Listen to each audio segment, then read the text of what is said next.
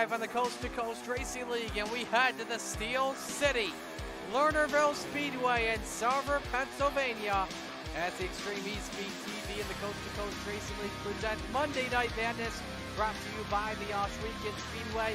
And we've got a good one for you. We're at Lernerville. Two amazing crews, but don't go too high or else you'll be part of some crazy count. We get set to go for the B Division Rebels. The Rebels are brought to you by Langdon Mechanical. As you get a great view of Lernerville, that's where everyone wants to end up in victory lane. As we welcome you into our broadcast booth, so glad you can join us on the Coast to Coast Racing Network. Marty Sakala alongside Roger Craig filling in for both Isaac and Dean here this evening. So, Roger, we've got a good one coming up here for the Rebels, but the man everyone's been talking about at the moment in the last few races, Joseph Grandi. He's won 2 out of the last 3 races. Yeah, Joseph's really put this season together. He's a man to deal with in a lot of divisions. The hometown heroes, he's been showing really well as well. So, and he races just about everything that we run. So, improvement just keeps on coming, week after week for Joseph. Absolutely, but there's been a surprise contender. When you take a look at the standings, without the drops, 5 points behind in second. This may surprise a lot of people. G.J. Boydell, and we enter a race where a couple of seasons ago at Lernerville, he finished second in this exact same race.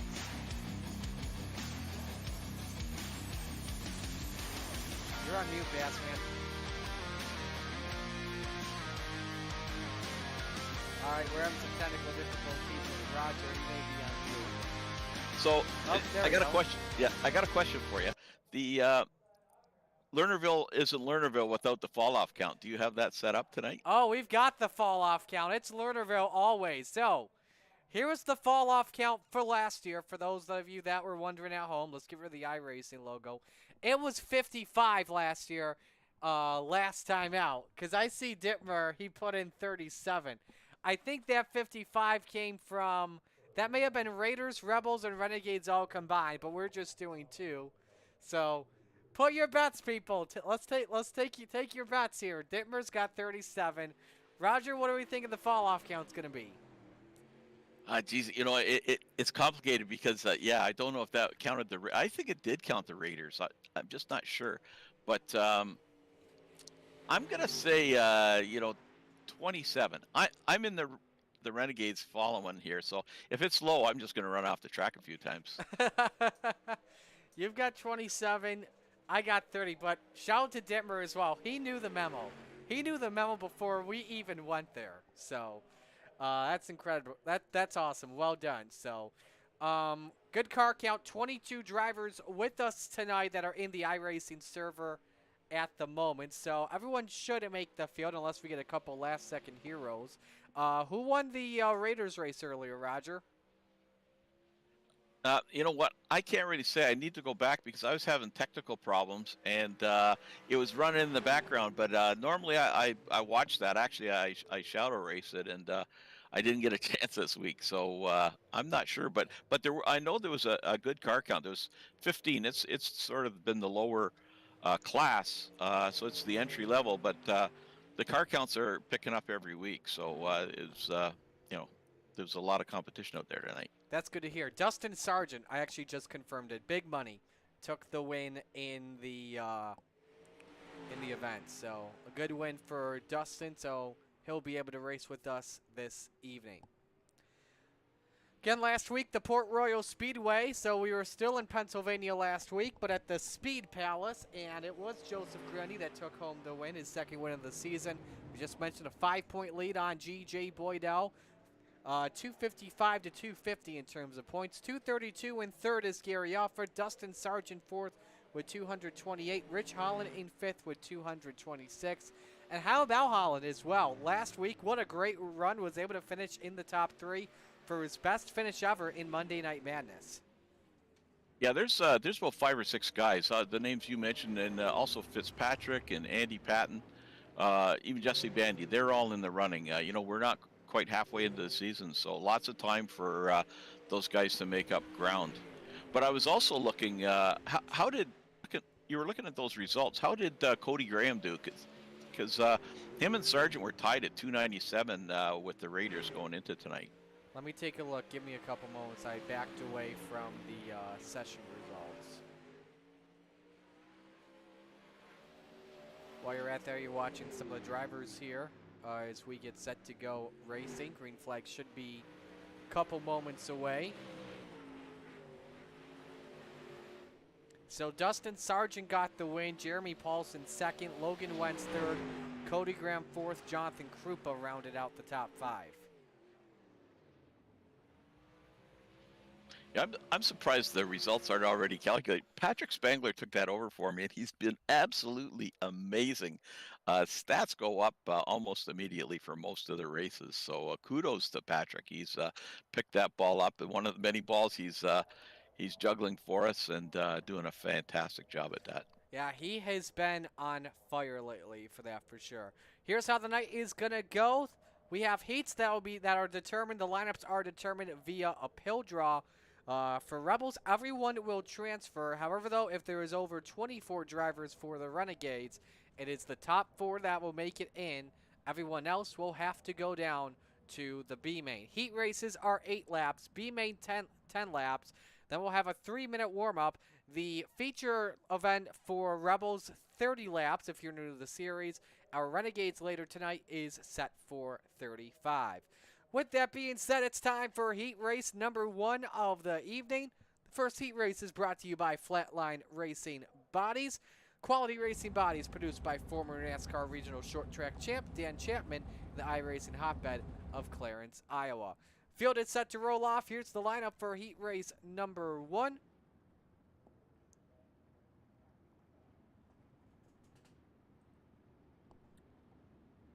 And I believe we are having some technical difficulties. Just briefly on it. Oh, I know. Wrong link, but we give you the starting lineup that we have for you right now. Jeff Fitzpatrick, John Rayner, row number 1. Andy Patton, Brandon Dittmer, row number 2. Dustin Sargent, Dan McLaren, row number 3. And Jesse Bandy starts from 7th spot tonight.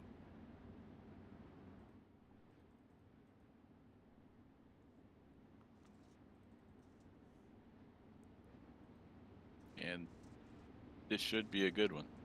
Absolutely, it should. There we go. Let us know as well who you're rooting for in the chat. We'll make sure we give you a shout out on the air. So again, 8 laps. Everyone makes it on into the show, and the winner of this race will start from pole position. That could be pivotal later on. Steve King Foundation Pace Truck is in the pits. Fitzpatrick and Rayner will bring us to green flag. 8 laps around Lernerville. Let's ride.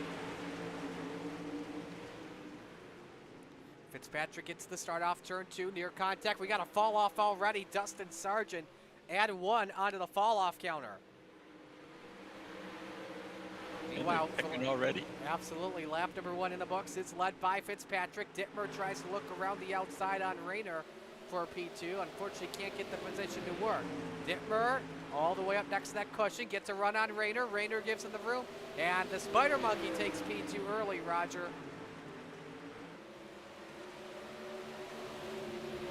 Yep, Dittmer's really flying. Oh, look out! John McLaren gets Rayner. Rayner loses the top wing. Up and over goes the 302. And so John Rayner has put it in the pit, so he'll start from the rear of this of the feature. We got a race for the lead here. Brandon Dittmer looking underneath Jeff Fitzpatrick. Roger, how's he going to do this? Looks like he's going to undercut him here. See if he can hang in there. No, not quite. On board with the Spider Monkey as we've got 3 laps to go in this one. Gap is about 2 car lengths of a second. Dan McLaren, though, has closed into this battle. Jesse Bandy has lost control off of turn number 2. 3-car dash for the win in heat race number 1. Fitzpatrick with the advantage, 0.2 of a second better. Dan McLaren better than the top 2, 12.87 compared to Fitzpatrick and Dittmer's 13-second lap times.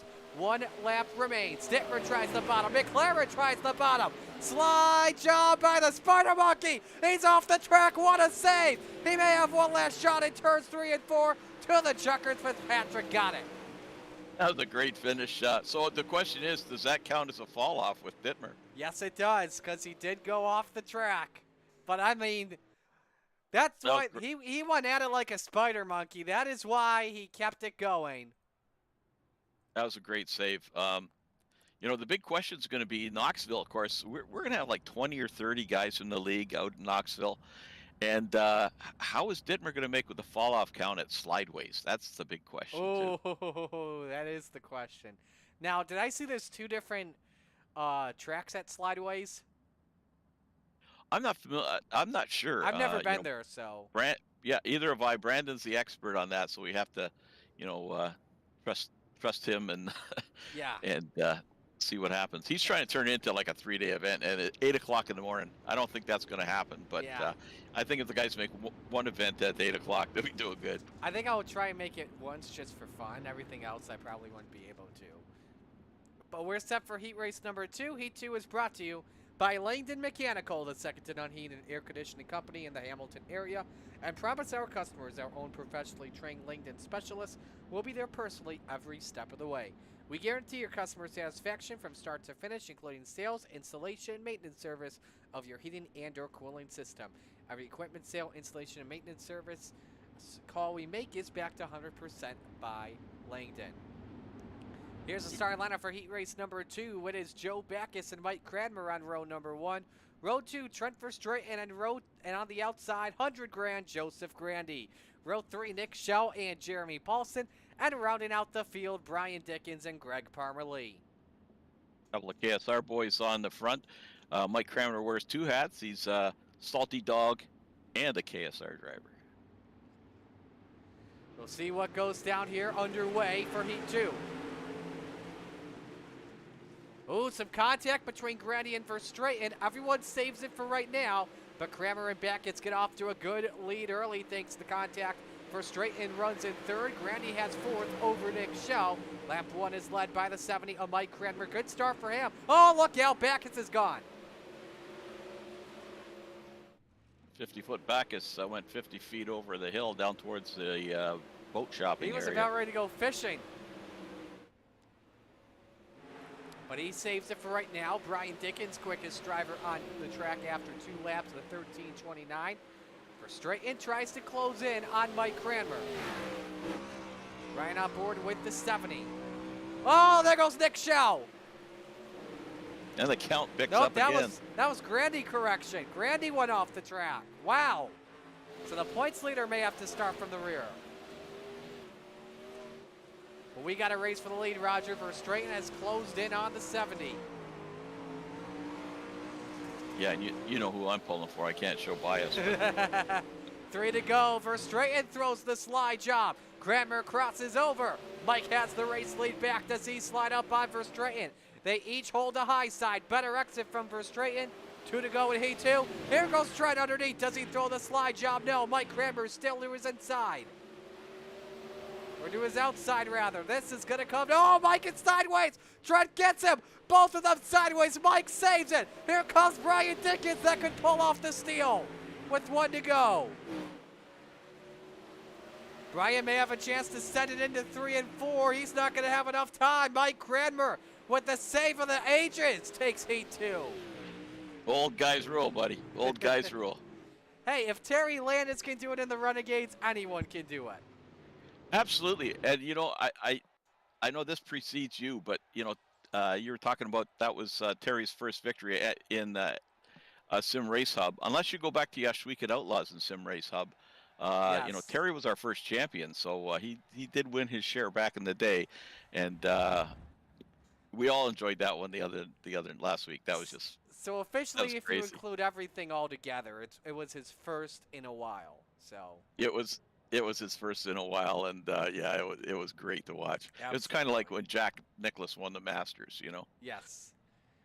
All right, so we're set to go for heat race number 3. Heat 3 brought to you by Venom Racing, official team of the Coast to Coast Racing Network. Here's the starting lineup. Welcome back, Keith Jackson. First start of the season for him in the 113. And to his outside, Cody Graham in car number 08. Row number 2, Gary Offutt in the 94 and Steven Spees in the 55. Row number 3, G.J. Boydell in the 014, who's been having a good start to the season so far.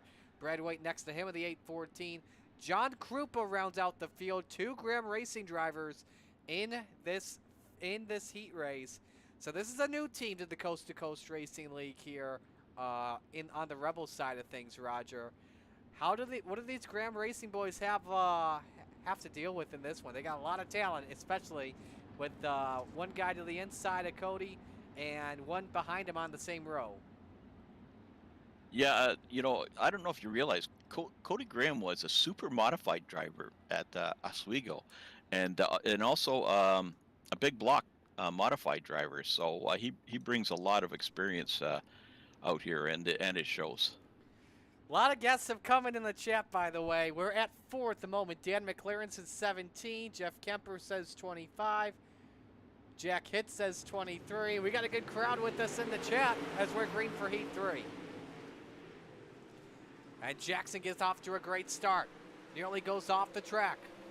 Here goes Steven Spees underneath for second. Does he send it in there deep? Nope, keeps it on the baby bottom.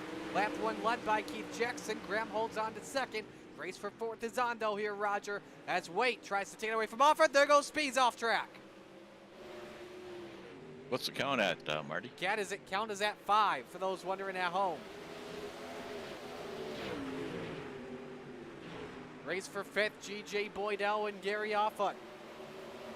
And Boydell has the 4th spot. Now tries to close it on Waite here.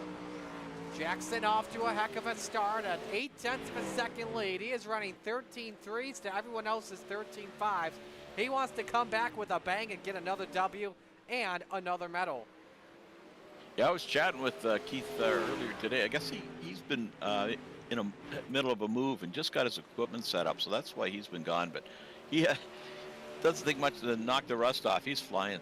Boydell had a chance at the 3rd spot on Brad White. Unfortunately, couldn't get it to work. White countered it back. How about Brad White starting 6th? He's up to 3rd, and there's the commentator's jinx. And yeah, that was 2 went off there, Marty. Ah, yes, I believe you're correct. Two and have gone off so far in this heat.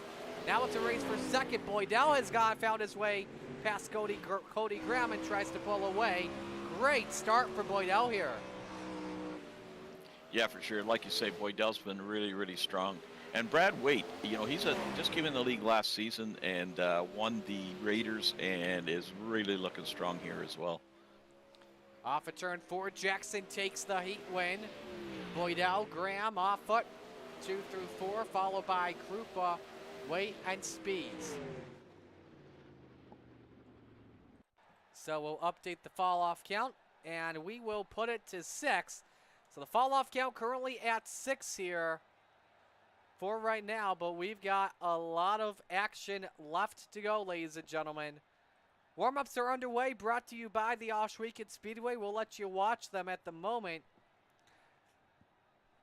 And you were just talking about as well, slideways. Dittmer just said after a certain number of entries for mini-nats, it will have to be a 2-day or longer event. So, and that's per the owners. Maybe I'll show up for the finals then. I'll adjust the agenda. I don't know when I'm going to show up. Depends on how much sleep I get. Yeah, we're about a half hour out of town, so yeah, it's gonna, by the time you wake up and 8 o'clock's pretty early for a retired guy. Yeah, I am about a half hour out too. I'm in Indianola. So. But where is the best place to park? I was looking at Chamber of Commerce parking, which they don't even have stuff available yet. The authority to talk to is the mayor of Clarence, Iowa. Steve Bixler, him and Steve Maurer and Blake Chapman. They go down every year. So, they've been going for 20 years or more. Well, not Blake, but the other two. And Dino's been going for the past. Yeah, Dino's been going for the past few years as well. He said a Pizza Hut is a good place to park or something. Yeah, we'll figure that out as we get closer. But Marty, in my opinion, this Rebels division is the strongest we've ever had. There's some amazing. Well, you look at Keith Jackson down here. These are some of the guys that Fitzpatrick was up in renegades before. Jesse Bandy was a renegade. Dan, I'm not sure about Dan, but there's a lot of renegades in here. Boydell was a renegade for most. He's driven renegades more than he's done rebels. So there's a ton of talent, and then there's these new guys coming up like Waite and I'm missing his name now. The super modified guy. Graham. There's so many guys that are moving up, and it's incredible competition here. Absolutely. A couple moments away from beginning our 30-lap feature. Keith Jackson is currently the quickest. He's got a 13.79, 300's better than our pole sitter, Jeff Fitzpatrick. Fitzpatrick and Pat are tied for the same time. They've got a 13.82. And Jeff Fitzpatrick, another guy that went missing for a while and has returned. So it's good to see these guys come back. Same with Jesse Bandy. Jesse took him away for a few seasons, and Jesse's a solid racer, that's for sure. Absolutely. Well, we're set to go for our first feature of the evening. Let's meet the field in the Super Dirt Car Series starting lineup. On the front row, Jeff Fitzpatrick in the 90 and Mike Cranmer in the 70. Row number 2, Keith Jackson in the 13, and the Spider Monkey, Brandon Dittmer, in the 83. Row 3 is Brian Dickens in the 122 and G.J. Boydell in the 014. Row 4 is Dan McLaren in the 88 and Trent Verstraeten also in the 88. Round out your top 10, Cody Graham in the 08, Big Money, Dustin Sargent in the 77. Row number 6 is Nick Shell in the 58 and Gary Offut in the 94. Row number 7, Andy Pat in the General in the 87 and Jeremy Falton in the 00. Row 8, John Krupa in the 98 and Jesse Bandy, the Bandy Bandit, in the 57. Row 9 is Greg Parmalee in the 4 and Brad Waite in the 814. Row 10, John Rayner, JR in the 302, and 100 grand, Joseph Grandy in the 518. Rounding out the field this evening, in row 11, the detective Steven Spees, the 55, and Joe Backus in the 46. Alrighty, it's time for your picks to win. Roger, who are you going with? Well, I'm going to take a chance here. I think he shook the rust off. I'm going to go with Keith Jackson, but I'll be pulling for Mike Cramner, of course. Absolutely. Hello to Chad Cote. The Goose says, nice to have Roger on the broadcast. How we doing, gentlemen? We're doing good. Devo's picking Keith Jackson to win. He says, out of the museum into a heat race win. Craig Piper will see Randy Shreves later on in the field. Jacob Masso's got Cody Graham. Ryan Harris got Dan McLaren. Brandon Dittmer's got Dustin Sargent for this one. And speaking of Keith Jackson, rumor that he'll be at Knoxville with some of the SRC boys. Nice. Alrighty, Steve King Foundation pace truck about to make the right-hand turn to pit road. We're set for the Lucy Olson start. Jeff Fitzpatrick, Mike Crammer, bring us to the green of the Steel City. Let's set him off for the bugle.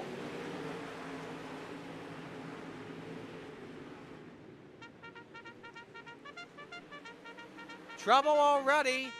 And we got a big one in turn 2. Steven Spees, Cody Graham, Joe Backus do not even make it to turn number 3.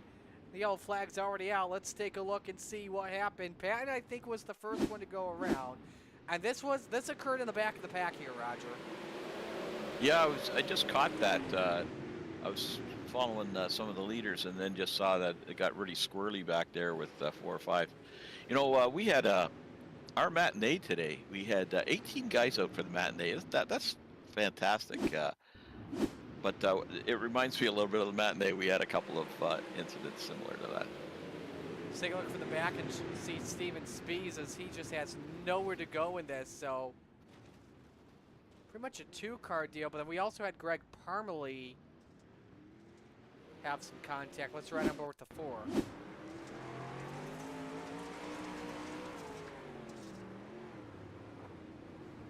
Seems that this track, more than some others, if one guy gets out of position, coming out at 2, it can really cause, a lot of trouble. Guys are pretty much committed to their lines. So this will be a single file restart coming up here. One lap, though, will go up on the board with Jeff Fitzpatrick as the leader. So the front six rows when we took the green, all staying in their same position. It just changes from 13th on back. We might double up here. I think I set these races up so that I turned off that. All right. That, just so you know. So we will go Monday, double for file. Monday nights. So we will go double file for this restart. Again, same starting field here for the front six rows. Jeff Fitzpatrick, Mike Cranmer, row 1. Keith Jackson, Brandon Dittmer, row 2. Brian Dickens, G.J. Boydell, row 3. Dan McLaren, Trent Verstraete, and Cody Graham. Dustin Sargent round out the top 10. Mission 22 restart. Back to green. So see Fitzpatrick ride the low line. Mike Cranmer, Brian Dickens race for P3. Could be 3 wide off of turn number 4 with G.J. Boydell stuck up in the middle. And he is. Mike Cranmer now stuck up in the middle. Keith Jackson looks to take the second spot away. Mike and Brian make some slight contact. Into turn 3 and another contact. They're both sideways. And more. Big one breaks out. One has lost the wing and on the side. I believe that may be Cody Graham, and it was. Yeah, that got nasty. Started at the front of the pack, so everybody was struggling to avoid it. Show you another angle. You were watching it live, so it was 3 wide, then off in turn 2. Dickens just lightly comes up into Mike Cranmer, and then Mike takes Dickens out, and then he takes himself out too. There's Dustin Sargent, Cody Graham. Mike actually goes off the track, so you can add 1 to the fall-off count, ladies and gents. What did you say, 30, Marty? Yes, I said 30. I think you're just trying to pack those numbers to make sure you're close. Right on board with Cody Graham. He was behind all of this. He was right in about 8th or 9th.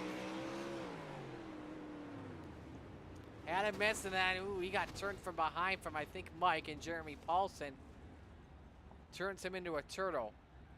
Nothing worse than getting turned over, man. A couple of guys went in the pits for repairs. Hopefully they'll get out in time. Absolutely, that's for sure. So we did complete a green flag lap, so we should have 1 more double file restart here, and they will go double. Again, all restarts after this one will go single file. So Keith Jackson, the biggest winner in all of this, as he has moved up to 2nd. Dan McLaren, Brandon Dittmer, row 2. G.J. Boydell, Trent Verstraete in row 3. Dustin Sargent, Nick Schell, row 4. Brad Wade and Gary Offutt round out the top 10. Second, Salty Dogs yellow in the books. Let's go back to green.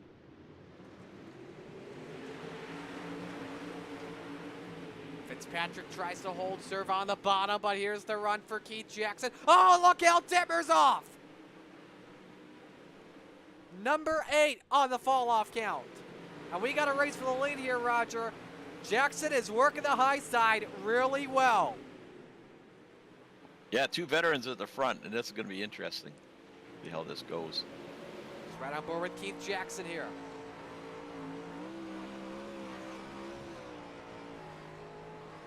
Caution is out, though. We got John Rayner and Mike Cranmer in trouble. And I believe one, if not 2, went off. And we know Rayner was 1.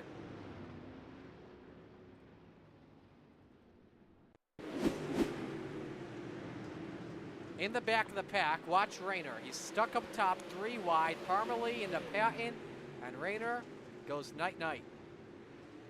Simply lost it by himself. But what about Mike?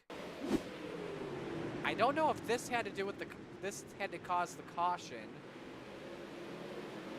Oh my, there goes Mike. Wow, what a save. That was a great save. He could have gone off track. He could have gone flipping. He could have gone fishing easily. This is a battle at the back here for the dog bone. You know, I think it's only Rayner and Mike Cranmer in here tonight. So the fall-off count, if you're keeping score at home, is set at 10. And so once again, single file restarts from this point out.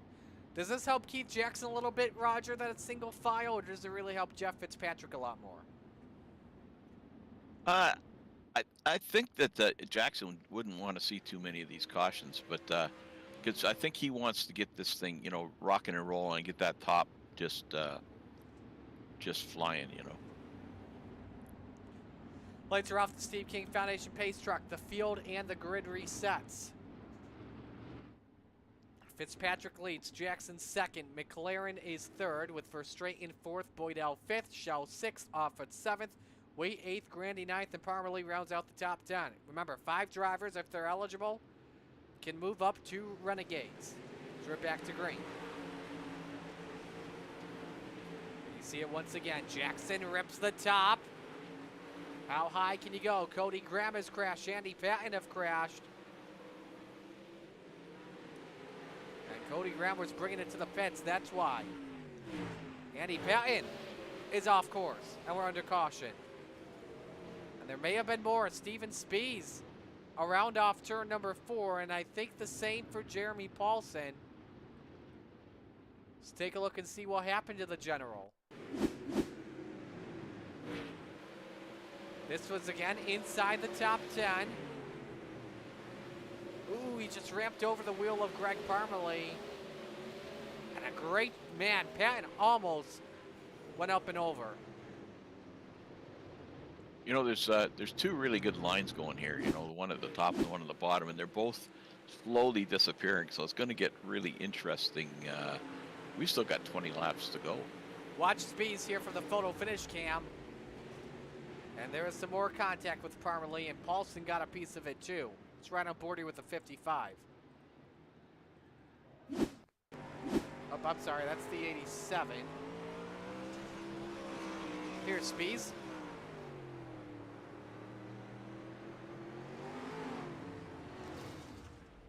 Trying everything to save it, but unfortunately you can't park there just yet, Steven. That's going to make it hard to park there at the end.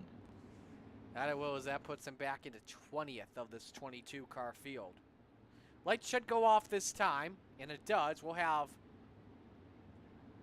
I believe, 21 laps to go, if not 20 laps to go. This resets for us on our end. Yes, we'll have 21 to go. 9 laps go up on the board. How about the Canadians as well? 3 through 5 at the moment. And McLaren, Boydell, and Verstraeten. McLaren all up on Jackson's tail tank as Fitzpatrick fires. We're back to green at the cone.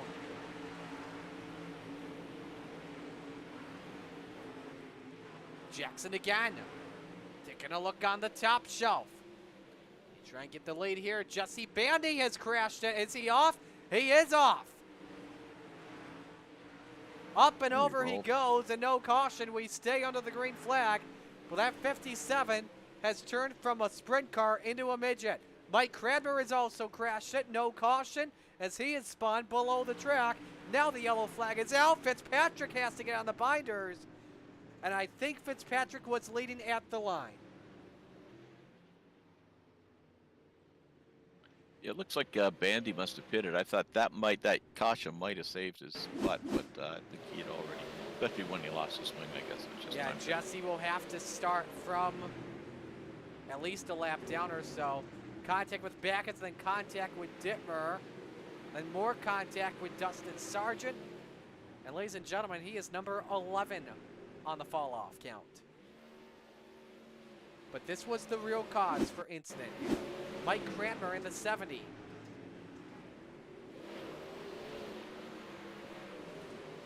Contact with Speeds.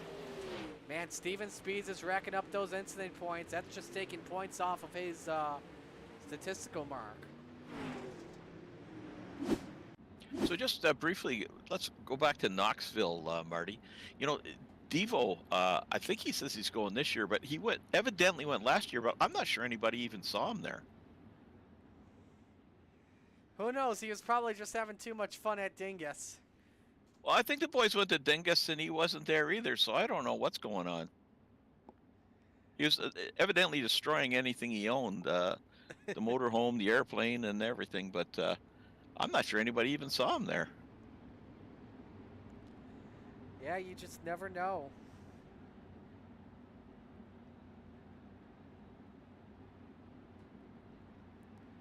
But I look forward to but I'm looking forward though to meeting up with you and all the Coast to Coast gang this August. So as we're set for this restart, Definitely.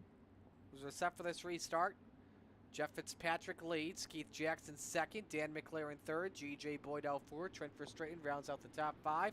Salty Dogs yellow in the books. Mission 22 restart. Back at it. Let's watch Keith Jackson once again. If we get a long run, this could be Keith's race to lose here, but nearly goes a little too high. Dan McLaren has gotten the memo. He's trying to work the top, but Fitzpatrick on the bottom line, he's got a setup worked out pretty well. Do you think Brennan Lacey may have given some advice on that Vanderbilt 90? Yeah, I'm not sure about that, but I'll tell you, it reminded me of Lacey the way he's running that line.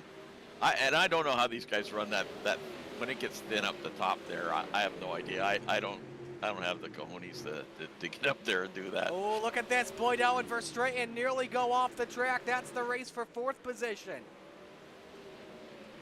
Boydell can't make the pass work yet, but he's got a good setup down in at the moment in this long run with the low line here. And Verstraeten's got to run on McLaren. This is for the bottom step of the podium as we are past the halfway mark with 14 laps to go. Verstraeten up on the top shelf, easy money. Or the question is it? Yes, he does clear. Go ahead, Roger. That's a good run for third, that's for sure. Absolutely. Just humps up on that motocross ramp, nearly goes off the track. And a close call. Let's go to seventh here. Joseph Grandy, who won last week. Up 13 spots, started 20th after falling off track in a heat race. Now up to seventh. He's looking for a possible medal in this one. Now could go for sixth on Nick Schell. And Grandy's got the run here, Bassman. Yeah, he's coming, that's for sure. Ooh, Boydell sideways off of turn 4. That may actually be a lap car. That is in John Rayner. Jackson's getting close to making the move. Oh, Jackson off of turn 4. Takes the lead away with 10 laps to go. And the yellow is out though. Now, did Jackson have the lead before the yellow flew? That's going to be close. We've got Dustin off track. Mike spun on the bottom, so add one on the fall-off count. I'm thinking Ed might go back to Fitzy.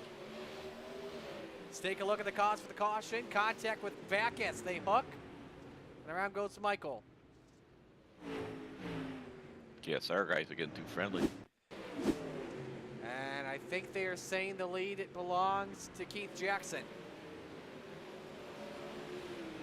Wonder if he got past the, I don't think he was leading the last lap. He must have got past the start-finish line before that went yellow, maybe. I think he led the last green flag lap at the line. While we're at it though, if we're able to, let's go to it. Here's the pass for the lead between Jackson and Fitzpatrick. We joined it late. He came up to Fitzpatrick side by side. Makes that pass look easy. He secured it, and then I think it was right there the yellow flag flew. So that's a big moment in this race here, Roger. Oh yeah, you know what? Lots of pressure on Jackson. I can't imagine. Like, you're running that high line, it's working for you. You know, we still got 10 laps to go. Like, it looks really bad if you're the leader and you go over that edge. So you want to run that edge, but boy, you don't want to go over. That's for sure. Absolutely. He's looking like he hasn't missed a race the way he's flying out here. All right, he's set to come back to green. 9 circuits remain at Lernerville. Back to the restart. Again, both of them on their respective lines. Fitzpatrick may have caught the berm, but Jackson was just a bit sideways. Fitzpatrick with the run, doesn't throw the slide job in turn number 3. Jackson keeps command with 8 to go, Roger. Yeah, that's great. I'm surprised there's not more guys running in that low line up near the front. But look at this, Fitzpatrick, a better exit. He's got a better 1 and 2. Jackson's much better in 3 and 4. And Trent Verstraeten's a part of this. He looks for second with 7 laps to go. Fitzpatrick tries to throw the slide job, but it doesn't work out. Now does Verstraeten maybe thread the needle here? In turns 3 and 4. 6 laps to go. Jackson's got Fitzpatrick cleared. Fitzpatrick is down to 3rd spot. Oh, Verstraeten is gone. He's off the track. He keeps it straight though. Fall off count number 13 on the list. He goes from a possible winner down to the 6th position. 5 laps to go. Jackson with a 7/10 advantage on Fitzpatrick, Roger. And here comes Joseph Grandi up 17 spots to 3rd. Yeah, I think Jackson's got this under control if he can just, doesn't go over that edge. McLaren and Verstraeten fight. Oh, Kramer and geez. Speeds. Speeds and Kramer both off the track. No caution. We stay under the green. Fitzpatrick has taken the lead back from Keith Jackson with 3 laps to go. Jackson went over the edge just after I said I gave him the curse, Mike, and I apologize. contact with Jackson. He's trying to save it. Big stack up from second on back. White flag. No, there's 2 laps remaining. Verstraeten has gone off the track. Caution's And up, he's caution's upside down. Holy moly, what the hell just happened? This is going to be a wild finish, buddy. Oh my goodness.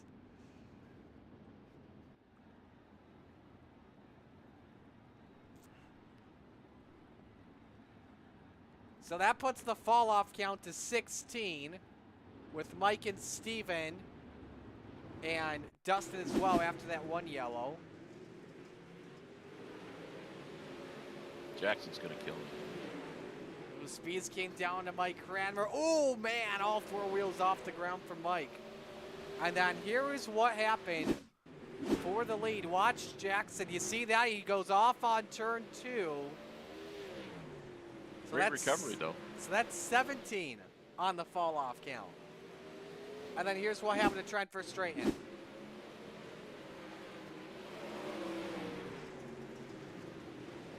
He goes off the track, and as he's trying to keep it back going, he's loose. Ooh, oh my! Head on into the catch fence and on his lid. This is going to be crazy. This is about to get wild, folks. We are going into overtime. Especially that second lap. It's going to just be nuts. Jeff Fitzpatrick, Keith Jackson, or the field. We're about to find out. And I believe, correct me if I'm wrong, Roger, Fitzpatrick is looking for his first ever win in the Rebels. I think you're probably right. Any of the first 4 could win this race. Oh my goodness. Especially Grandi, who's gone from 20th to 3rd this evening. All right, first attempt to the green-white checkered. Here we go. Again, Fitzpatrick gets that freebie lap. Let's see if Jackson gets a run up top. 3 wide for second with Grandi in the middle. Fitzpatrick starts to pull away a bit from Keith Jackson. Through 3 and 4. Jackson looks for a run off the corner. Great exit for Fitzpatrick. 1 lap to go. We're on the last lap. Jeff Fitzpatrick started on pole position. He's led the most laps in this one. Had a challenge in Keith Jackson, but he's been able to hold him off. And Jeff Fitzpatrick has headed to victory lane in the Rebels. Jackson is second, Grandi third. McLaren fourth, and Boydell fifth. Jeff Fitzpatrick, head to tech, please. Jeff Fitzpatrick. I think he had rocket fuel in there for those last 2 laps. He just took off. Like, I couldn't believe how much he accelerated there. Those, in my opinion, even with the slick track, those were his best laps of the race.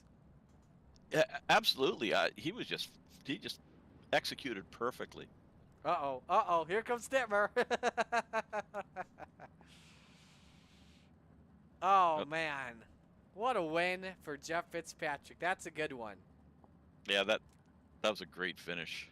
And the Renegades shouldn't disappoint either tonight, that's for sure. Oh, they should not. Just wait till you see that A division. It's going to get bold, bad, and fast for sure. So, All right, we'll begin with our third place finisher here in Joseph Grandy. Joseph, what a charge from 20th to 3rd this evening. Talk us through that run. Yeah, I just figured I had to be patient, stay out of trouble, and I was, fairly confident I could move up the field. What do you take away from this run? Of course, helps you out towards the championship lead. You came in entering 5, and you increased the lead over G.J. Boydell. Yeah, like I said, just gotta stay patient. I did the bat and they earlier today, and that cushion 1 and 2 was there a lot more than it was during this race. You could pretty much pound it all the way around, and that was my plan to come in today, but it wasn't. Didn't seem like it worked that way, but still got 3rd. Did you have any close calls when it comes to fall-offs? I know you had one in the heat race. No, not really. It's the only close call I had actually during the whole race was the white car there, Fitzpatrick. All right. I stayed out of trouble somehow. Well, good run for you. Who do you want to give shout-outs to? Catalytic Recovery, West End Towing and Repair, the guys over at China Wheels Racing. Like, thank you, Marty, for doing the broadcast, coast to coast, all their sponsors, the guys behind the scenes, and my girlfriend Olivia. All right, man. We'll let you go. Great run tonight. Congrats. Thanks. Joseph Grandy, your third place finisher. Hopefully we'll see him in the Renegades. Per Brandon Dittmer, no mic from Keith Jackson. He just got his rig set up in his new home, so Gotcha. it looks like he didn't get it all. That's too bad, but maybe it's not too bad because if he heard the broadcast and heard all the announcers' curses I said on him, I wouldn't want to talk to him anyways. Well, we'll go to Jeff Fitzpatrick, an Extreme E-Speed TV Victory Lane. Jeff, welcome to Victory Lane. This time with the Rebels, man. How's this one feel? Ooh, that feels great. It really feels great. I haven't practiced on this track in a long, long time, and I went out just for a few minutes and tried the top side, and I wasn't comfortable, so I just committed to the bottom. That Bandy-built low line, they got that juice in it once again. Did you get any tips from Brendan Lacey on how to master it, I'm guessing? I haven't talked to him yet, but I'm sure I'm going to talk to him soon. But, I mean, it worked really well for you tonight. You and Jackson put on one heck of a battle. I want to ask, when Jackson took the lead for you, secured at the line just before caution, what were you thinking in the car? What took him so long? Well, that guy, Keith is always fast. I like running with him. We run clean together. And I knew that sooner or later he was going to get me in the high side because he's really fast up there. And when I got back by him, I was just in awe. And then that last caution came out, and I did not want to see that one. Yeah, Fitz, just at the end of the race, I was calling for you to go to tech because it was almost like you put something in that fuel for those last 2 laps because you executed perfectly. You just had tons of speed there. Unbelievable. Well, I got Bandy in here and JP. They're talking on the radio here, and they're like, "Just calm down, calm down." So I don't get up front for many of these things, so my arms are just a shaking, and so once I calmed down and kept the car straight, it was really fun to drive. Jeff, something I just noticed too before that final yellow came out, Rayner got loose in front of you and you almost hit him. Holy cow, that was close. Yeah, it was really close from my seat too. Yeah, I didn't want to see that either. Well, it was a good run. Do you plan on working in the Renegades tonight? I wasn't going to, but I'm going to have to. The guys are talking me into it, so yeah. Alrighty. Well, who do you want to give shout-outs to tonight on this run? Oh, I just got to give a shout out to everybody at Bandy Built. They've helped me out a ton, and Ross out at Velocity Race Design makes these cars looking pretty for us. And got the Moon and Race engine in tonight. And thank Wagman Brothers, and thank you guys for the broadcast. I can't wait I'll go back watch it tomorrow, and then thank Roger and the crew for putting the league on. All right, man. We'll let you go. Congrats on the win. Great job tonight. All right, thank you. Hope to see you soon. Absolutely, you as well. Jeff Fitzpatrick, your winner he is in Extreme E-Speed TV Victory Lane. Congratulations to him on a great performance. Let's pull up the official results here for you from this evening, and top 5 are eligible to move up. Jeff Fitzpatrick, Keith Jackson, Joseph Grandy, Dan McLaren, and G.J. Boydell, and all 5 of them are good to move up as long as their IL is under 200. So set for a good one in the Renegades, and it's coming to you next right here on the Coast to Coast Racing Network. Stay with us. Before they go fast and start to power slide, we salute you with the big blocks 4 wide, the crowd-pounding, earth-shaking, window-rattling beast of the Northeast. It's the Big Block Modified Super Dirt Car Series.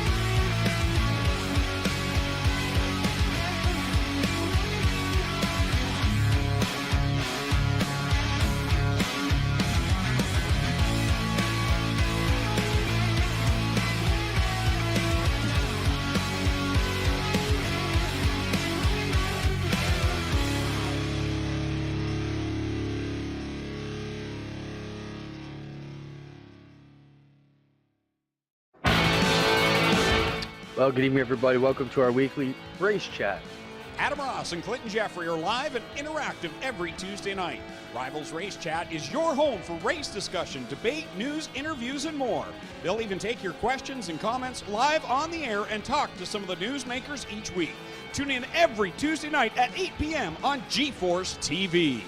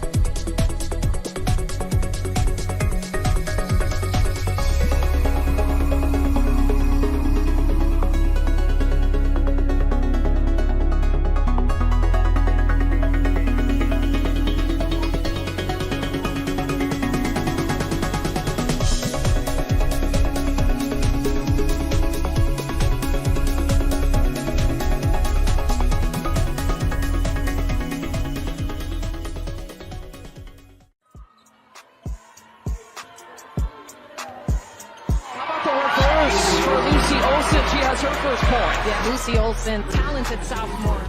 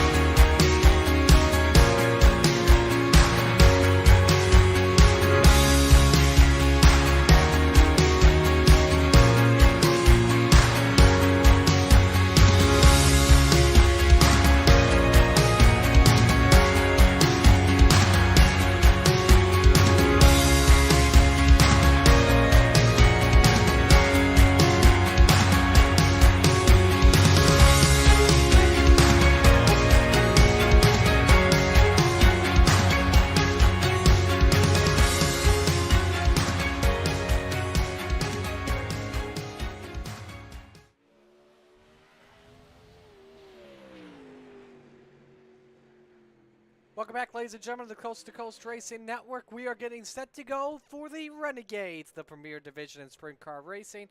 The Renegades are brought to you by Dylan Westbrook Racing. Roger is already getting ready to go here for... My Apple Watch is being weird, so...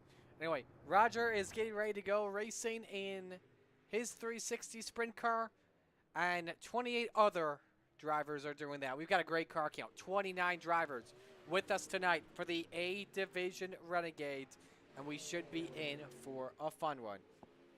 If you missed it last week, well, after this race, you got to go back and watch last week. Port Royal with the Renegades was unbelievable. Probably the wildest race we've ever seen in the Coast to Coast Racing League, and we had an upset winner in all of it. Terry Landis taking home his first win in a couple years with us. Last time it was probably back when the Oswegan Outlaws were a thing. And so the Desert Demon with the upset gets one for the old guys. Congratulations to Landis once again on that. That was really cool to see and left me speechless in that one. So that was a fun one. But let's know who you're rooting for in the chat. You see the fall-off count on the bottom left of your screen. It was at 17 after the Rebels. And the ones that are making their way closest to it, Brandon Dittmer's got 37. So he could be closest to it.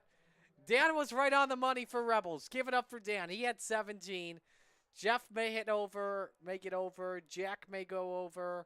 If you got any guess, let us know now because or else you could be too late. So we're set to go for our first heat race number 1, brought to you by Flatline Racing Bodies. Here's the starting lineup. The salesman, Blake Chapman, on row number 1 inside next to Kyle Sargent in the 91. One of the many drivers in that battle for the win late in the going. Row number 2 is Superman, Kurt Schatzer in the 218, and the captain, Gary Taylor, in car number 34. Row number 3 inside, Brandon Templeton in the 31, and Chris Schaefer in the 23. Rounding out the field, some training wheel teammates. You've got the Macho Man, Tyler Wilson, the 42, and the high side banger, Patrick Spangler, in the 39. And if you look closely as well, you see that Spangler's got a brand new paint job on the 39. You normally see the black and green 39. A lot similar to Cy Lynch, I believe, but now he has got another paint scheme. This paint scheme, I asked Patrick on it before the race. And he says he's switching up for the luck for Lernerville that he's had in the past. It is the car of Bill Kiley. It's a car that his dad Gary, who you see in the chat a bunch of times, his dad helps on it and sometimes races it. It's Lernerville local. So we look forward to seeing how it does. 8 laps, top 4 make it in, bottom 4 go down to the last chance showdown. 8 laps, winner starts on pole position. Under the lights here at Lernerville Speedway. I'll be making a couple trips to Lernerville this season for the Firecracker 100 and the Rush Summer Showcase. So if you're at the area, come on out and say hi.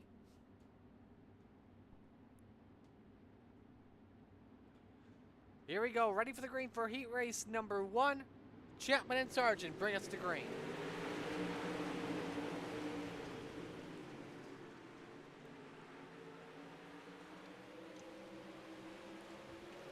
Chapman gets off to a good start. Kyle Sargent closes in, looking for that 4 wide for the 3rd position.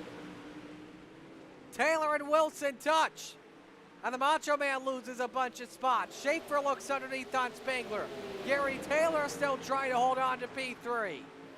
That's as wild and it's about to get ugly for Templeton. He's hard in the wall.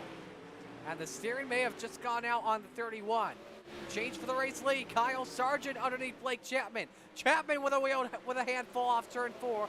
Has the race lead still as Spangler starts to close in. On board that high side banger.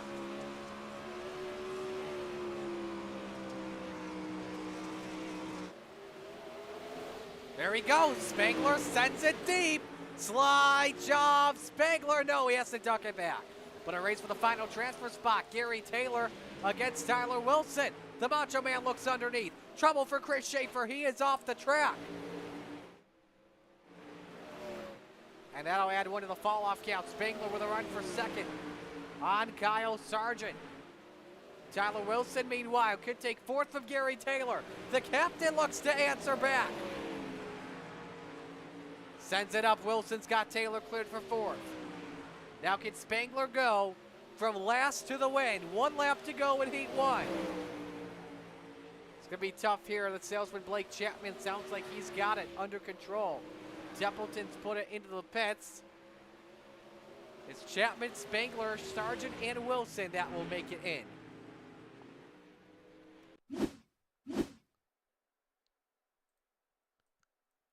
Look at what happened to Chris Schaefer. Ooh. So he had the 360 and kept it going. Glenn decided, you know what? I'm done with it. And we got Brandon Templeton here too. Good luck. And so we have 2 fall-offs to report.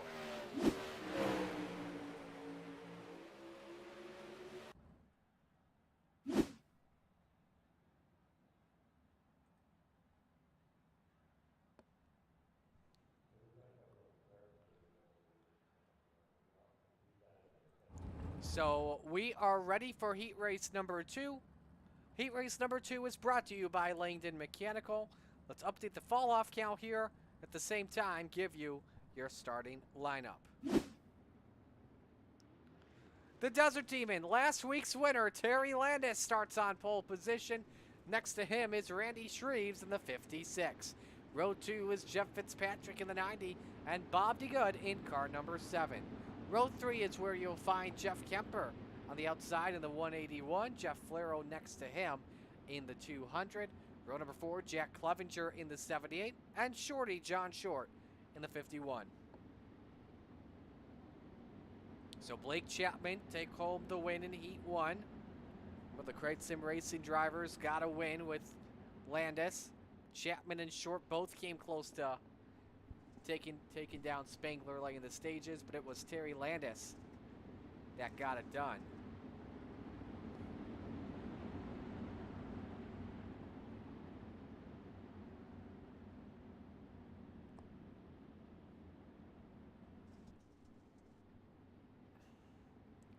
Again, top 4 transfer. Winner starts outside row 1. Landis and Shreves will bring us to the green flag. Here we go.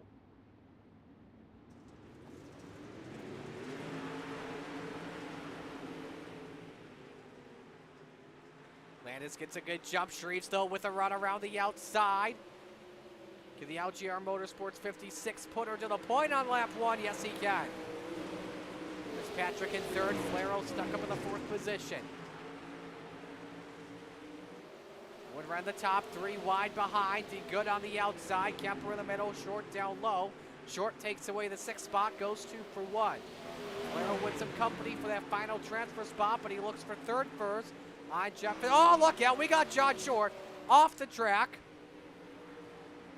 And so that'll be 1 on the fall-off count. And going to the B-main.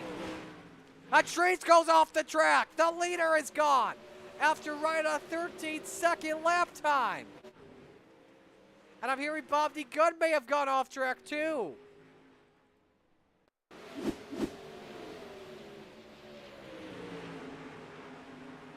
Check here. Oh, nope, net code, around he went.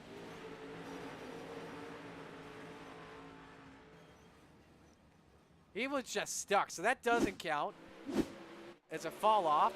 And so we've got a 3-car race for second.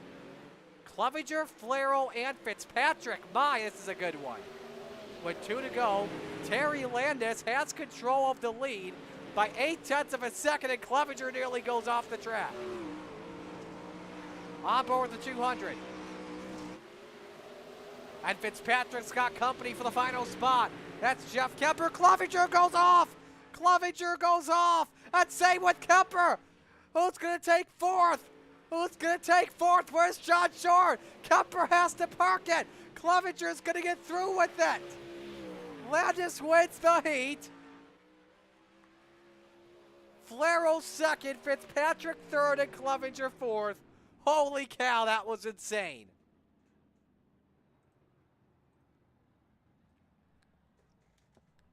Ladies and gentlemen, the fall-off count is now at 23.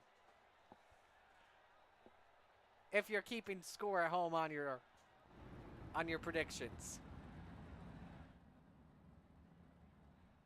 Clevenger knew he was still in it and was in the fourth spot, so he kept it going, wheeled and dealed it, and he's locked into the show. We'll start from the 14th position, I believe.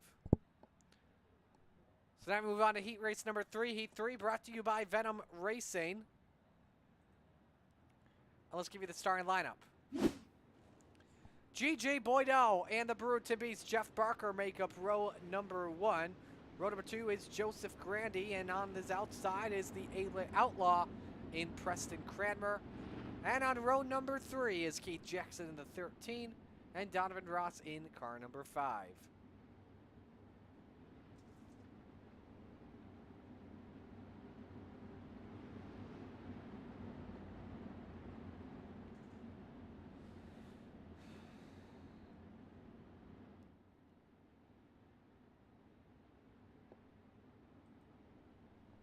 Hello to Randy Shreves watching in chat. Says he got to start in the back tonight. I was bad and got a feature EOL. Oof.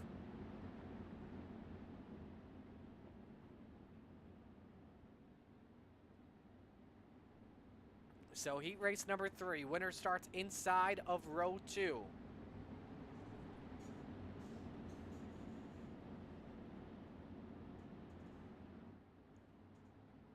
Ready for this one.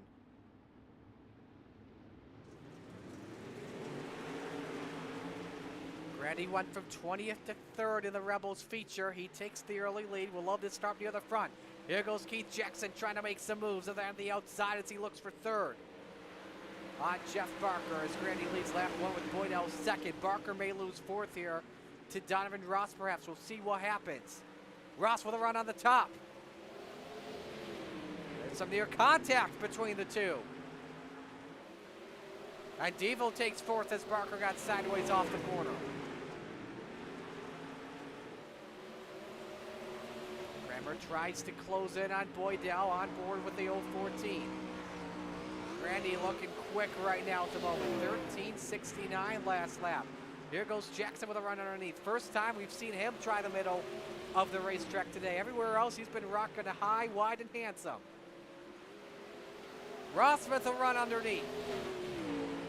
He decides to tuck it back in line. Jackson blinking out for just a moment.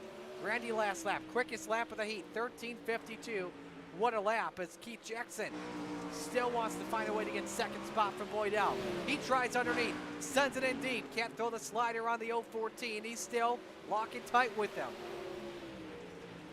Boydell runs the middle groove of this racetrack. Does this give an advantage to Keith Jackson perhaps? It doesn't. 2 to go in heat 3, and now Boydell again on the bottom. Opens the door for Keith Jackson for the runner-up spot. He tried to find a way to force Jackson to go off track, but couldn't. Final lap underway as Jackson moves up to 2nd. Ross with a good lead, 1.4 seconds on Barker for the final transfer spot. Joseph Grandy makes his way through 3 and 4. He'll take the heat win. 2nd, Keith Jackson. Photo for 3rd. Boydell beats Donovan Ross by a 10th.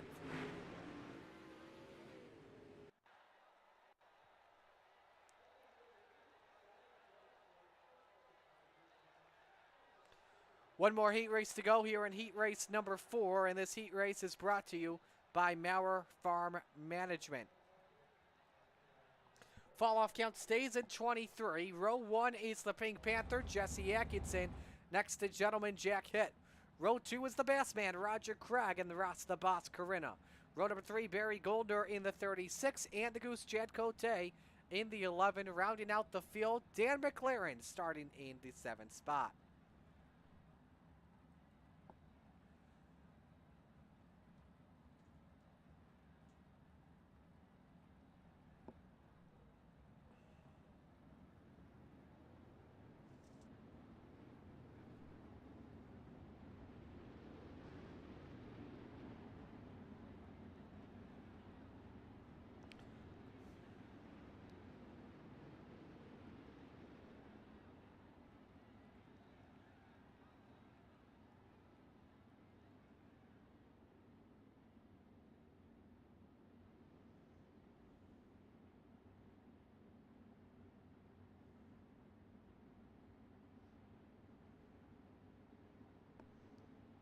While we were at it, look at the point standings. Coming on in, Patrick Spangler, again, but this is without drop. Patrick Spangler with a 20-point lead on Kyle Moonen, 280 to 260. Ross Corina third, 222 points. Chad Cote fourth, 218 points. Terry Landis with the win moves up to fifth, up 5 spots from last week with 211 points. Final heat race winner starts the outside of row number 2.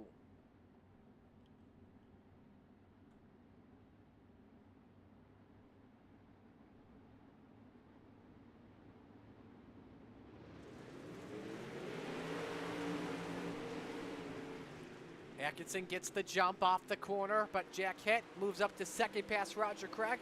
And Roger Craig drops 2 spots to fourth as Corina moves up to the 3rd position. The boss underneath on gentleman Jack Hitt, but can't get second just yet. Atkinson leads lap number 1. Here goes Corina with another run underneath. Can he take second off turn 2? Not just yet. Run for the outside for Cote. Meanwhile, for the final transfer spot. Can he get past his fellow Canadian in Roger Craig? The answer is yes. Americans currently sweeping the Canadians, despite more Canadians in the field. It's 3-4, and the Americans have the top 3 spots. Head up on the cushion, hangs on to second. Craig takes 4th back from Cote. And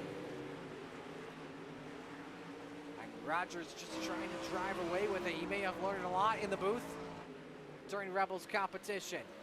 Race for the lead. Jack Hitt all over Jesse Atkinson. Gentleman Jack works the cushion off turn 2. Nice drive on the exit.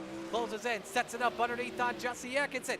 Hitt throws the slider up on the Pink Panther. Oh, he went too much over the cushion. Oh my goodness, Halsey got the lead for now. Tries to play defense on Jesse Atkinson. Corina wants to become a piece of this one too. That was the wildest slide job I've seen anyone do, and somehow Hitt keeps the race lead despite going over the cushion. 2 to go in this heat race. Here comes Corina on underneath. Here, Cote went off the track. Cote went off the track. He's in the B main. White is out, 1 to go. That's the race for second. Atkinson looks underneath. Corina up to P2. He may have something for Jack Hitt into turn number 3. Goes to the middle groove of the racetrack off turn 4. Hitt takes the checkers. Corina, Atkinson, and Craig make the transfer spots in. And Chad Cote went off the track in turn number 2. Fall off count number 24.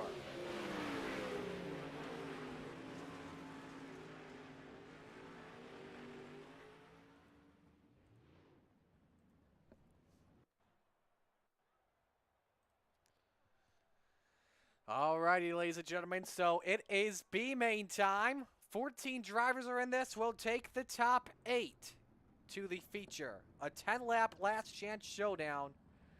Line looks like this. Gary Taylor, the captain, and Jeff Kemper on row number 1. In row 2, the Outlaw, Preston Cranmer, and Soupy, Dan McLaren. Row 3 is Superman, Kurt Schatzer, and Shorty, John Short. Row number 4, the Brew to Beast, Jeff Barker, and Barry Goldner. Row 5 is Brandon Templeton and Randy Shreves. And in row 6, the Goose, Chad Cote, and Chris Schaefer rounding out the field. Here in row number 7, it's Bob DeGood. He starts from the 13th position.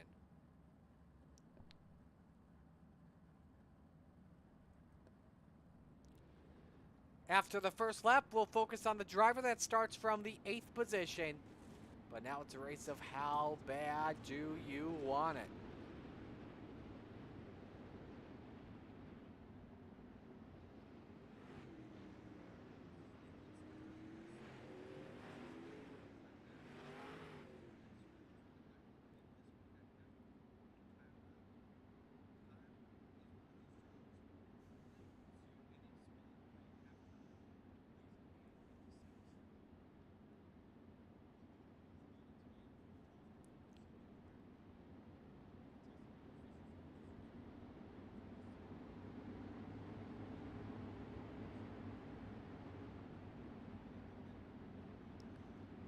One to go until we take the green flag.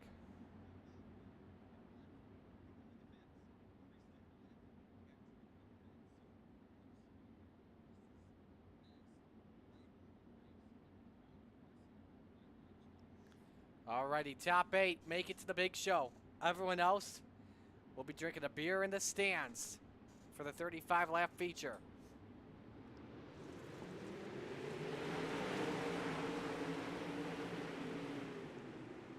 Nearly 4 wide. Oh my! 2 go off track. Kemper and McLaren. And so we've already got our first 2 victims for the lead. Cranmer in contact with Taylor. Oh my goodness! 3 go sideways. Make it 4 and make it 5. Who's going to get out of this cleanly? The first one through John Short. And Short goes around. Where's Schatzer? There he goes. He goes through. And now it's a race for 8th. And one more driver goes off. It's Taylor.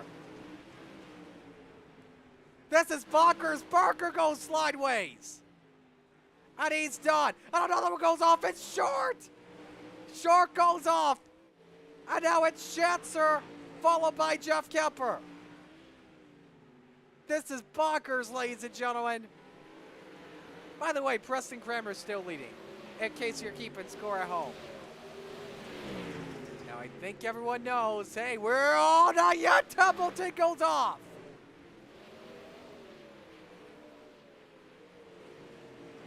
Keeps it straight, though, luckily. Falls back to 7th. Schatzer an 0.8 of a second advantage on Jeffrey Kemper. Last time by, though. Kemper 0.2 better. He's got some time. DeGood trying to close in on Templeton for 6. Schaefer is 5th. Oh, look out, that's Cote! And one upside down at Schaefer! He's side over side! And Schaefer maybe out of it. Kemper takes the 8th spot away. 3 laps to go now, B-main. Does everyone not know that if you're in the top 8, you're in? Like half the field is wrecked in this one.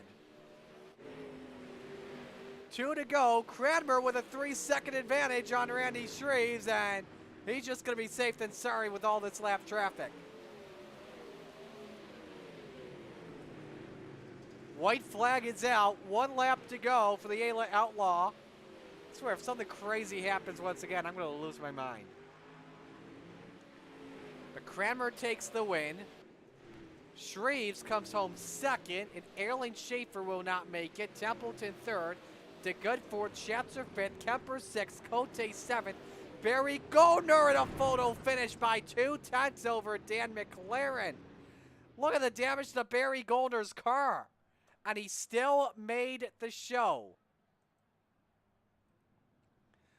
Fall off count, 29. As we get set for feature time. Weekend Speedway warm-up. Gonna watch the drivers out here go at it for 3 minutes.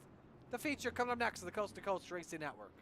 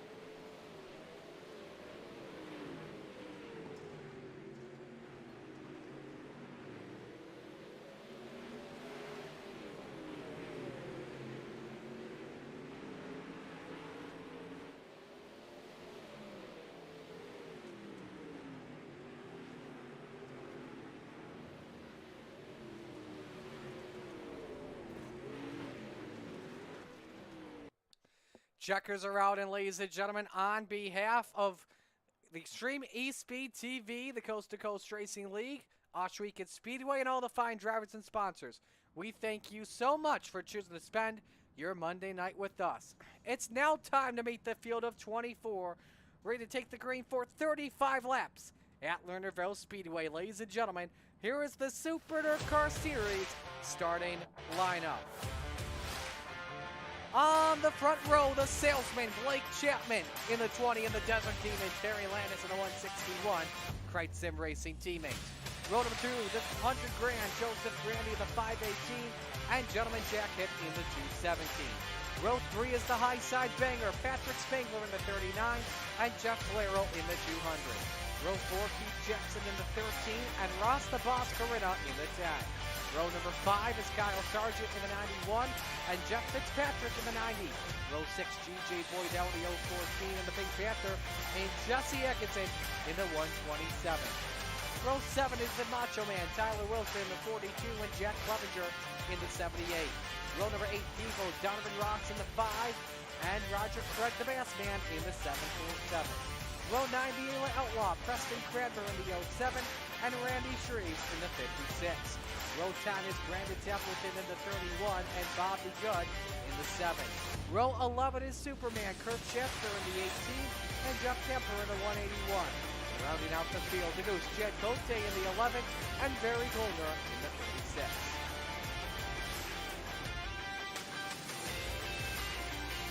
Alrighty, one to go. We get the green at the line. Let's know your pick to win. My pick? Ooh, this could be a tough one. I'm going to go with... I think this is wide open, but I think Blake Chapman gets it done. Steve King Foundation Pace truck about to make the right-hand turn into pit road. Who's it going to be? How's it going to be done? There's always a favorite. You got to pick it ASAP, though. We're ready for the Lucy Olsen start, as where else would you rather be than right here, right now, from coast to coast, Steel City, Lernerville Speedway, it's showtime!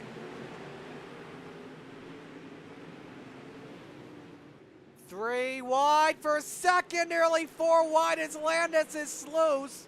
Loses a couple spots. Spangler moves up to second after that. 3 by 4 by 3. This is some wild stuff. Chapman leads lap 1. 4 wide in turn 2 once again. Grady and Jackson have to get on the binders. We got a race for the lead. Spangler and Chapman off in turn 4. Chapman leads lap 2. We got a crash. Donovan Ross off the track. No caution. We stay under the green. Wants to try and get a yellow flag to come out. We'll see what happens, and now it goes out. Want to try and stay on the lead lap, but I mean, if I'm Devo, come on, let the racing go. They were racing pretty damn good. Here's a look. Ooh, Boydell got loose and came up into Ross. The count is at 30.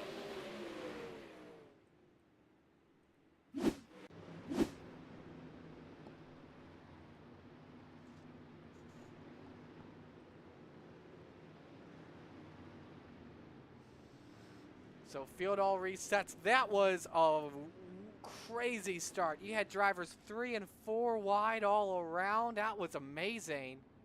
And nobody wrecked in all of it. Like, we could have had a big one take place. So good for all the drivers out there. We'll go double file for this next restart.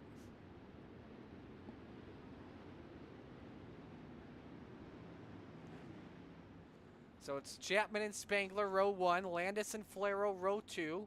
Hitt Corina, row 3. Atkinson, Grandy, row 4. Sergeant Fitzpatrick round out the top 10. Time for the Mission 22 restart.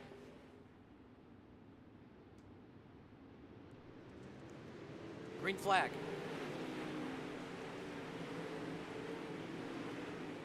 Ross holds serve. Chapman holds serve on the bottom. Spangler looks for a run up top. And he sends it underneath. Boydell and Kemper have crashed. Are they off the track? Believe one of them's on their side. Now the yellow flag is out. Chapman's got the lead.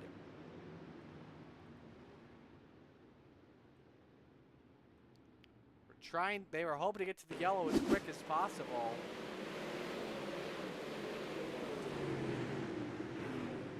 Greg gets into Boydell. Kemper's left with nowhere to go. And Boydell turtles.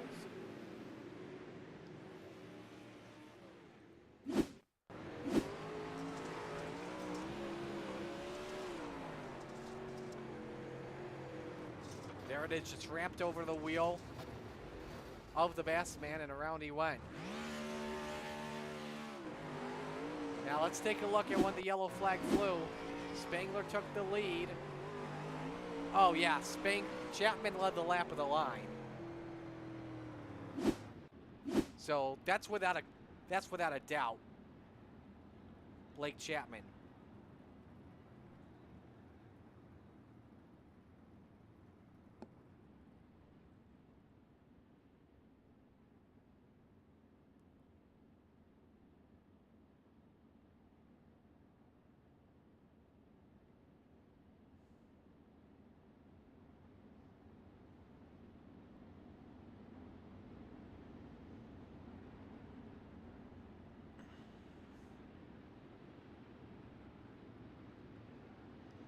One to green here.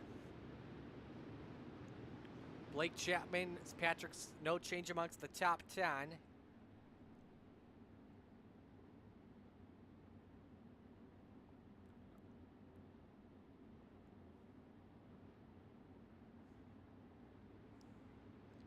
So we're set for this restart.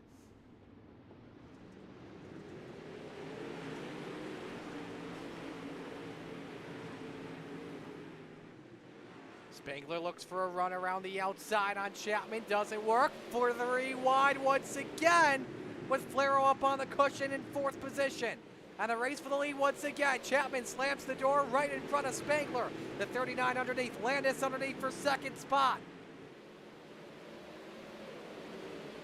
May have to tuck it back in line here once again.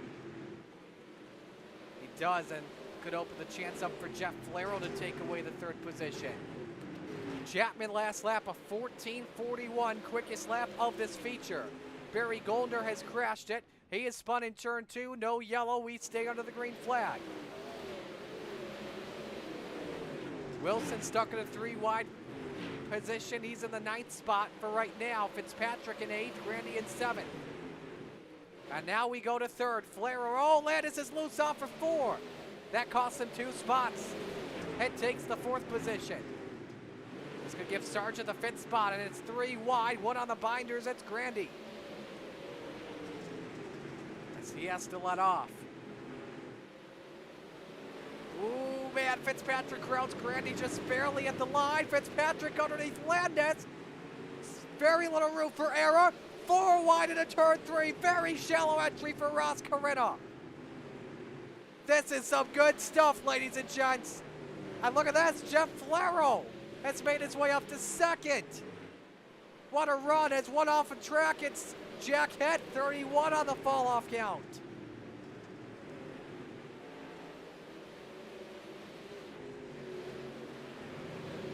Let's go to Grandy and Fitzpatrick for the 5th spot. Actually, let's go to 2nd. Spangler, does he go for the slide job on Flero? He does. Nice move from Spangler and secures 2nd. But Flero wants it back. Meanwhile, Chapman a 3.5 second lead on 2 through 4. Man, it's slide job city at the moment. Here goes Spangler once again, descended it at his home track. And he's got 2nd, but for right now, Flero once again. Man, this is looking like Volusia all over again between the two. And here comes Fitzpatrick to be a part of this one.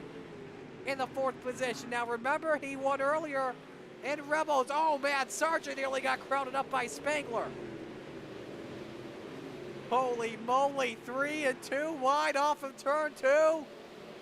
Who's gonna have 2nd in all this at the yellow? I don't even know. Sargent and Fitzpatrick, and even Spangler for the bottom step of the podium. Fitzpatrick's got a car dialed in for the low line, especially on this long run. We're just about halfway home here at Lernerville Speedway. Coretta all the way up next to the grass in the 6th spot. This is an unbelievable run. 3 wide for second. Spangler loses second to Flero. Fitzpatrick's got the bottom step of the podium at the moment. Couple of drivers loose off of turn 4 as well.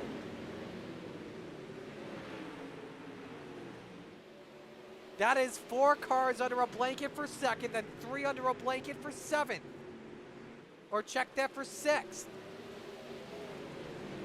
Tyler Wilson blinking in and out in the 10th spot. And now we got a caution. It's Boydell and Kurt Schatzer. Ends the log run and ends the 5-second lead that Blake Chapman had.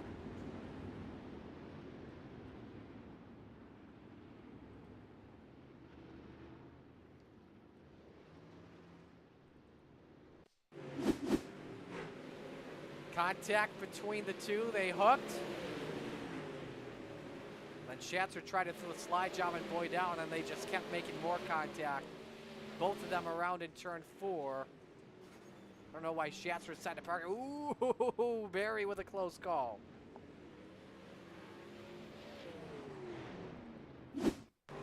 So I believe single file for the rest of the race. This is on board with Boydell. Look at all the contact. It's making with Schatzer, and then bam. So the arrow coming. I bet you Schatzer was not happy with the contact down the back. He may have been upset over that.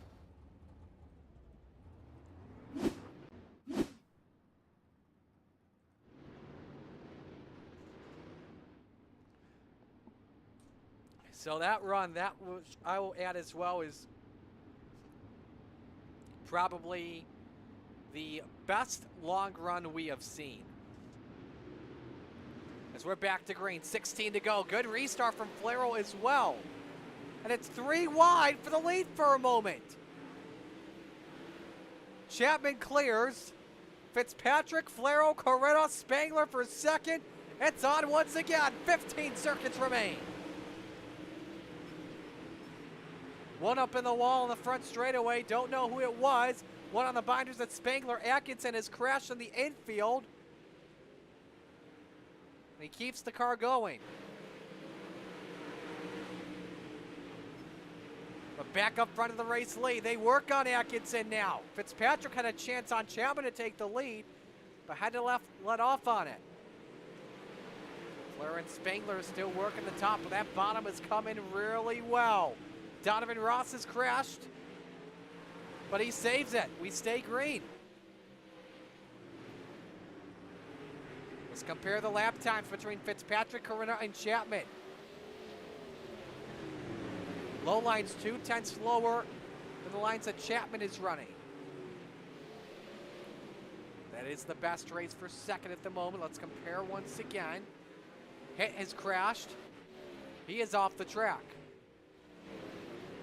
It's just about identical laps. Fitzpatrick sent it in deep that time, but nothing really working. Coretta tries to diamond 3 and 4 just barely. It doesn't work. Let's go back to fourth. Flero, Spangler, Grandy, and Keith Jackson. So hit falling off. The count's at 32.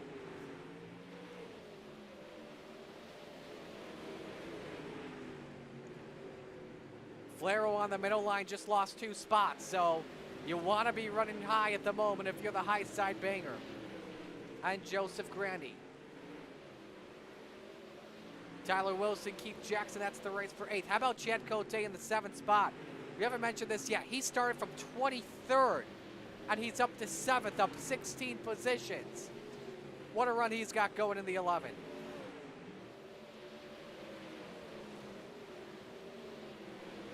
Jackson still stuck in the 9th position. 7 to go, coming to 6 at the line for Blake Chapman as he's starting to approach lap traffic. A 1.3 second advantage on Jeff Fitzpatrick. Jeff Kemper will let him by. Sargent wants to let him by too, but now Fitzpatrick tries the bottom. Kemper gives it up, but what about Sargent? He is in the way of Jeff Fitzpatrick, which is not what the 90 wants to see. Sargent goes up the track, and they let the Vanderbilt drivers use the bottom. And then Fitzpatrick goes up top. Ross Carino may have a chance at the runner-up position. Pair of velocity drivers for that runner-up spot. Champ Carino may have hopped the berm for a moment as we got 4 laps to go, coming to 3 this time. One driver off the track in the pits, that's Preston Cranmer. Will not count as he was going to pit road. Carino nearly up on the wall. 3 laps to go at Lernerville. Spangler, Grandy, Templeton. Lost a couple spots. Keith Jackson off the track. No caution. 2 laps to go. Chapman gets past Keith Jackson. Works on Barry Golder. The gap has gone down 0.6 of a second. Chapman tries to make his way through the lap traffic. White flag is out on the last lap. Is it going to be Chapman or is it going to be Jeff Fitzpatrick? It's down to 2/3 of a second. Down the back straight for one final time. Through 3 and 4, you've got to pop it up because the salesman's going to victory lane at Lernerville. Fitzpatrick second, Carino third, Spangler fourth, Grandy fifth. Final fall-off count this evening is at 33.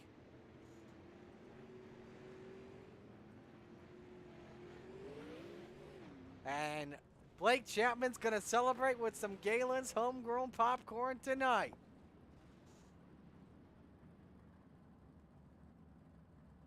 You got to give credit to Jeff Fitzpatrick laying the race with skating through lap traffic in the final laps just a little bit better than Blake Chapman. But Chapman's able to hang on, and he was running the high line really better than anyone else, even better than Spangler. He was like perfect up high, like anywhere higher, and he's done. So well done by the salesman this evening.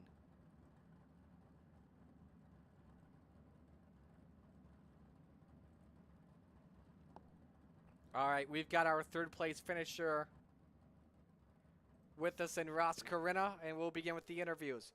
Ross, to start things off here, how much fun was that race tonight? Yeah, that was a lot of fun. Got pinballed around a little bit at the beginning, but that happens in tight quarters. It's always fun to follow a teammate to second. Well, I guess me third, him second. So. You were you and Fitzpatrick were trying to run the bottom. Was that the plan throughout this entire race? Just run that Lacey line and see if Chapman was going to mess up top, or were you expecting lap traffic as well? Yeah, it was. I planned on running the bottom the whole time. For the most part, once we got lap cars, they were aware we were there and made it decently easy to get around them. So hats off to Chapman on the win. I don't know if we would have got another yellow there if we would have had something for him or not, but obviously we're lucky we got the first one when he was out to like a 7-point lead or 7-second lead or whatever it was. Yeah.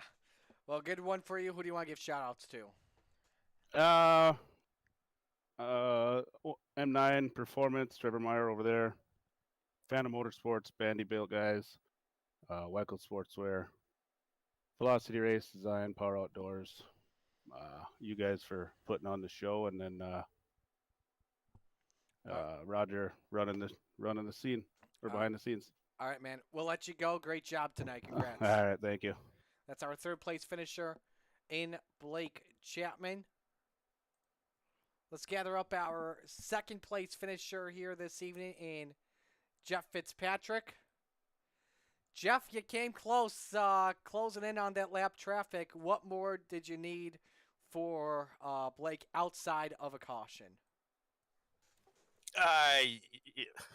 It could go either way. It was just a blast. We could have had a caution maybe. Maybe it worked, maybe it didn't. Lap cars could have gotten his way, could have gotten my way. But it was fun. It was fun dicing with the lap cars. I do have to say that. Were you surprised as well, considering, this is the top echelon of sprint car racing in this series? Were you surprised as well to see that low line working a lot better than some of the top drivers using the high side? I don't typically run the high side. I'm usually middle to bottom. So it's it's just a set that's comfortable for me. And if there are some tracks that you have to run the high side and the low, the bigger tracks and the bottom doesn't work at all. So that's the tracks I have a tough time at. Overall, though, I know you'll take this one. A win and a second this evening. A win with the Rebels, second in the Renegades. I know you'll take it for sure. Yes, sir. Yes, sir. I will. Who do you want to give shout-outs to on this one? All the guys at Bandy Built, they got my back. They're having a good old time now. You guys for putting on these shows. It's really enjoyable. Even we'll shoot them off to my friends and family, and they'll watch them, and they're really starting to get into this racing, on the internet. And so that's pretty neat what you guys are doing. And then like thank Roger and his crew for putting the league on. All right, man. We'll let you go. Great job tonight. Thank you, sir. That's Jeff Fitzpatrick, our second place finisher. And now we go to Extreme E-Speed TV Victory Lane to talk with your winner, the salesman Blake Chapman. Blake, after what happened in the final stages of last week, this one's got to feel pretty good. Oh, it feels great, Marty. Like you said, I feel like I was in a pretty good position last week, and I got caught up in some stuff, and that's just how racing goes. It was unfortunate, but I was really happy to bounce back this week. Got pretty lucky, drew the one coming in tonight. Started on the pole of the heat race, and was just able to. The car was really fast all night, and I was able to set the pace there early. And that first caution came out. Well, I guess it wasn't the first caution, but after we got quite a few laps and the caution came out, I wasn't so sure about it. I feel like I wasn't finding as much grip as I was before, and I was coming into some heavy lap traffic, so I guess it wasn't so bad. But it got really, really slick, and there was hardly any cushion. The cushion was really slim up there tonight, and when it gets that slim, just all it takes is one little mistake. Car pushed just a little bit, and my race would have been over. But my worst enemy was definitely not having a wall there around those corners, but just glad I could pull this one off tonight. Were you surprised as well with how slick the high side got, that you were still able to pull away from second on back? Because you missed this, and I'm pretty sure you're glad you didn't get to be a part of this one. There was an incredible race for second on back at around the halfway point. Yeah, Shorty was telling me, I got to thank John Short. He was spotting for me tonight, and he was telling me that, those guys were running the bottom, but I was still keeping a pretty good pace, and he was letting me know, that I had a gap and I didn't have to push anything. So I certainly wasn't going to, push the car to its limits when those guys are racing hard there on the bottom there. But, oh, man, this was, it's definitely was not easy. I was sweating a lot there towards the end of the race. Next week, you've got a good one coming up at Cedar Lake. What's the outlook look like there? I like that track pretty much. I've had a couple good runs there. I think I'll have a pretty good setup there for the top, and hopefully I'll repeat. That'll be nice. Want to tell you this, too, as well. I picked you to win, so you're welcome. Oh, you didn't jinx me, Marty. Yes, that's right. So, all right. Who do you want to give shout-outs to on this one? Like I said, John Short for spotting for me tonight. He had some tough luck, unfortunately, and of course all the rest of the guys down at the Crate Sim Racing team and the Can-Am Racing team. I gotta thank Galen's Gourmet Popcorn. Head over to their website. You know all about that. Use code CART, C-A-R-T, at checkout for 15% off some of their delicious popcorn. Gotta thank my parents and grandparents for watching, and you for putting this on, Marty. You do a great job. I did say as well, and you'll enjoy this on the broadcast, when you came by to take the checkered flag, I did that one song that says you got to pump it up, and instead I said you got to pop it up. Oh, that's good. So, all right, man, we'll let you go. Congratulations. Next time I see you, we'll either be on the podium or in Knoxville. Hopefully it's the podium, though. Yeah, I hope so. Knoxville's quite a ways away. Absolutely. All right, man. Great job tonight. Congrats. Thanks, Marty. The salesman, Blake Chapman, in Extreme E-Speed TV Victory Lane. Congratulations to him on a great performance. Here's a look at the results here from this evening. Race winner tonight, Blake Chapman. Jeff Fitzpatrick second. Ross Corina third. Patrick Spangler fourth. Joseph Grandy fifth.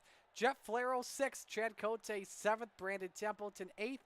Jack Clevenger ninth. Donovan Ross 10th. Randy Shreves 11th. Tyler Wilson 12th. 13th. Terry Landis. 14th. Roger Craig. 15th. Bob DeGood. 16th. Keith Jackson. 17th. Kyle Sargent. 18th, Jeff Kemper. 19th, Jesse Atkinson. And 20th belongs to Barry Goldner. Look at the final 4 spots here. Boydell, Cranmer, Hitt, and Schatzer. So, fun one this evening here. And the final fall-off count of the evening was 33. Let me just confirm that. That's 3, right? Yes. 33. Sometimes it's a little messed up because of the heavy outline I have. So, let's see here. Dittmer had 37. I had 30. So, I was the closest tonight. Let's go! I didn't get it exactly on the money. It would be better if I was, but I was the closest to it. Dittmer, GG if you're still watching. So, but man, another fun night at Lernerville as always. Let's give you the schedule coming up rest of the week, brought to you by Dylan Westbrook Racing. Tomorrow night, Topside Tuesday, we've got the crate lates, the pro lates rather, at Kokomo, and the trucks at Martinsville. That begins at 8 p.m. Wednesday night, the Hometown Heroes, Sprint Cars in Knoxville, and the Cars Pro Late Model at Lanier at 7 p.m. Thursday night Thunder, the small and big block at Kokomo, and the Xfinity Trail at Martinsville. That begins at 7 p.m. Next Monday for us, we're at Cedar Lake Speedway at 8 p.m. on the Coast to Coast Racing Network. On behalf of everyone at Coast to Coast Racing League, all the fine drivers and sponsors, Roger Craig and Preston Cranmer, and their talented crew of admins. Roger was with me in the booth tonight, so shout out to him. Marty Sakala sign off. Congrats to your winners tonight. Cody Graham of the Raiders, Jeff Fitzpatrick in the Rebels, and Blake Chapman in the Renegades. So long, everyone.